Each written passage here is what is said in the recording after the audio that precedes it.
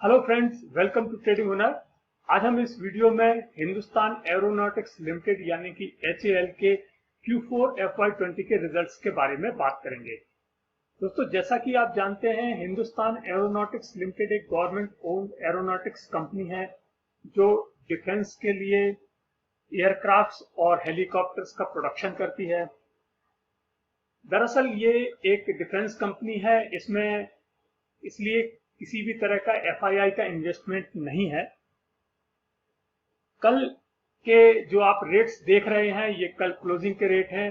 कल इसका result declare हुआ था और कल ये 13% से भी ज्यादा बढ़कर के बंद हुआ है। जैसा कि आप अपनी स्क्रीन पर देख रहे हैं, ये 792.15 पर क्लोज हुआ था कल, यानी 25 जून 2020 को।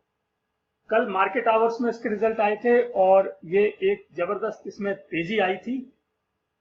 इसके बारे में मैं ये बताना चाहता हूं कि इसके 20 प्रोडक्शन यूनिट्स हैं और इनके 11 R&D सेंटर्स हैं इंडिया में, और इन्होंने अब तक लगभग 5000 से भी ज्यादा प्लेन्स का, या आप कहना चाहिए एयरक्राफ्ट्स और हेलीकॉप्टर्स का प्रोडक्शन ये अब तक कर चुके हैं। और ये अब तक लगभग 30 से भी ज्यादा प्रकार के एयरक्राफ्ट्स को बना चुके हैं। तो ये इनकी उपलब्धि है। एक बहुत ही शानदार कंपनी है, बहुत इसका R&D बहुत अच्छा है और ये गवर्नमेंट के लिए सारे एयरक्राफ्ट से रिलेटेड जो भी आइटम्स होते हैं वो ये इनका प्रोडक्शन करती है। दोस्तों, एक नजर हम इसके एक साल के प्राइस परफॉर्मेंस पर डालते हैं ताकि हमें ये पता चल सके कि इसके जो शेयर होल्डर्स हैं उनको अपने पोर्टफोलियो में क्या मिला है, क्या उनको कोई नुकसान उठाना पड़ा है इसकी होल्डिंग की वजह से, या उनको कुछ फायदा हुआ है। तो हम डालते हैं एक नजर एक साल के प्राइस पर। तो यहाँ पर आप देखेंगे कि एक साल पहले 750 हाई बनाया था इसने, और ये जो रेट्स हैं ये कल के रेट्स हैं। कल इसने 817.30 हाई बनाया है, यानी कि आप कह सकते हैं कि अभी हाई प्राइस के हिसाब से लें तो लगभग 9% का इसके शेयर होल्डर्स को प्रॉफिट हुआ है। और इससे ये पता चलता है कि कंपनी की जो शेयर प्राइस है वो स्टेबल है। इससे ये भी पता चलता है कि कंपनी का जो अर्निंग परफॉर्मेंस है वो स्टेबल रहता है और इसमें बहुत ज्यादा फ्लक्चुएट नहीं होता है। एक इनके पास एक रेगुलर काम है गवर्नमेंट से जो इनको मिलता है।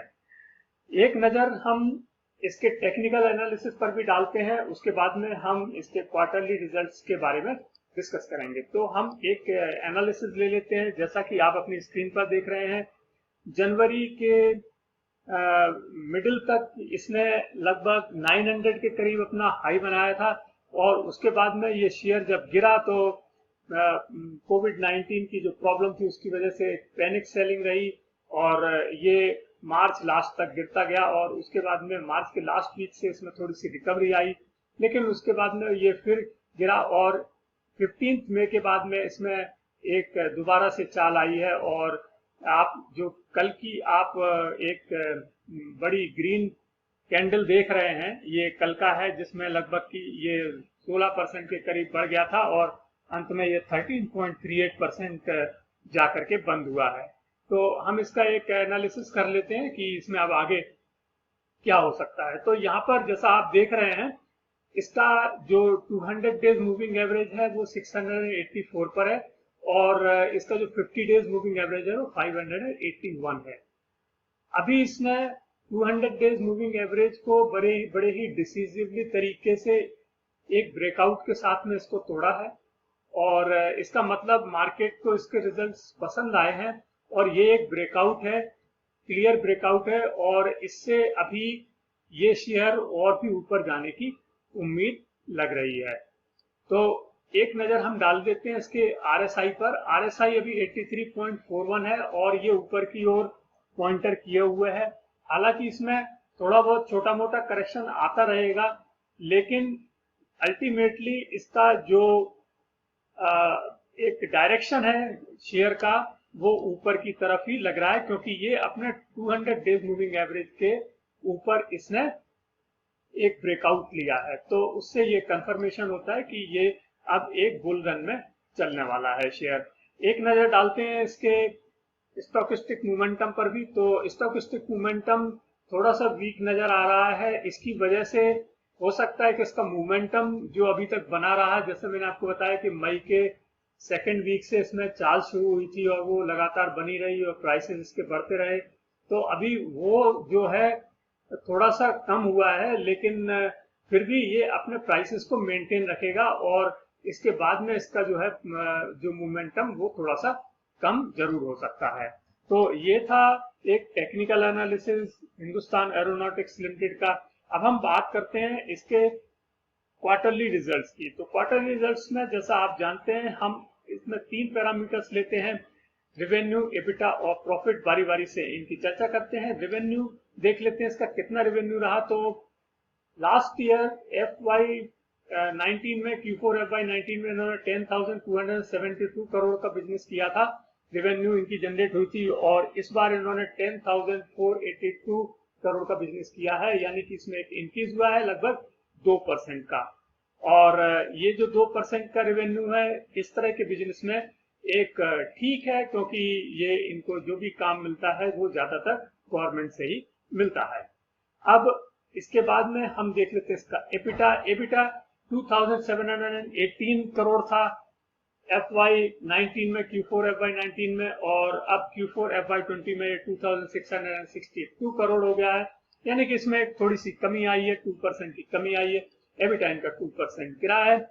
और कंपनी ने ये बताया कि जो एबिटा का मार्जिन है इनका 25.4% है, जो कि बहुत ही अच्छा है, ऐसा मैं मानता हूं। इनका एबिटा मार्जिन बहुत अच्छा है, हालांकि ये थोड़ा सा डाउन हुआ है 2%।